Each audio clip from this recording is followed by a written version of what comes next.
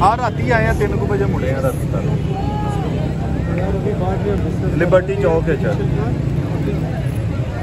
इतने कोई इशू बनया ताजरा का ना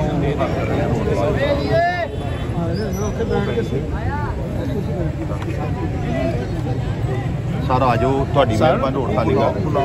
सर जो मैं जो कह दिता आ जाते हैं तुम हुण देखो ना सारिया गल्लां ते बजिद होए हो सर बजिद होए हो हो सकदा बस बजिद होए हो अल्लाह पाक दी कसम है तुम बजिद होए ਤੁਹਾਡਾ ਕੰਮ ਬੰਦਾ ਸੀ ਜਦੋਂ ਮੈਂ ਮੇਰੀ ਗੱਲ ਸੁਣੋ ਸਰ ਜਦੋਂ ਤੁਹਾਡਾ ਕੰਮ ਬੰਦਾ ਸੀ ਜਦੋਂ ਮੈਂ ਕਿਹਾ ਕਿ ਯਾਰ ਇਹ ਕੰਮ ਹੋ ਜਾਂਦਾ ਇਸ ਤਰ੍ਹਾਂ ਇਹਨਾਂ ਨੂੰ ਕਹਿੰਦੇ ਯਾਰ ਸਾਈਡ ਤੇ ਹੋ ਜਾਓ ਆਜੋ ਸਾਰੇ ਜਣੇ ਮੇਰੇ ਕੱਲੇ ਦੇ ਉਧਰ ਜਾਣ ਦਾ ਮਾਮਲਾ ਹੱਲ ਹੁੰਦਾ ਨਹੀਂ ਤੁਸੀਂ ਇਹਨਾਂ ਸਾਰਿਆਂ ਨੂੰ ਬੁਲਾ ਲਓ ਤੁਸੀਂ ਇਹਨਾਂ ਸਾਰਿਆਂ ਨੂੰ ਇੱਕ ਵਾਰੀ ਆਵਾਜ਼ ਦਿਓ ਯਾਰ ਰੋਡ ਕਲੀਅਰ ਕਰੋ ਉਧਰ ਆਜੋ ਬਸ ਖਤਮ ਬਾਕੀ ਗੱਲਾਂ ਅਸੀਂ ਬਹਿ ਕੇ ਕਰ ਲੈਂਦੇ ਆ ਦਫ਼ਤਰ ओके बात करो ओके रोड क्लियर कर दो ਤੁਹਾਡੀ ਮਿਹਰਬਾਨੀ ਆਇਓ ਸਾਰੇ ਆਇਓ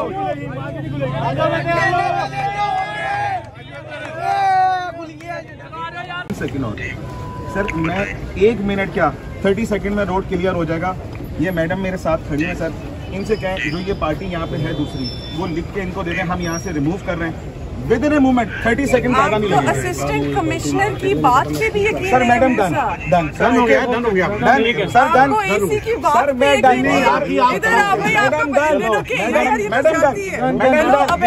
मैडम मैं बोलो मैडम मैं अपोलोजाइज अच्छा मूसा साहब ये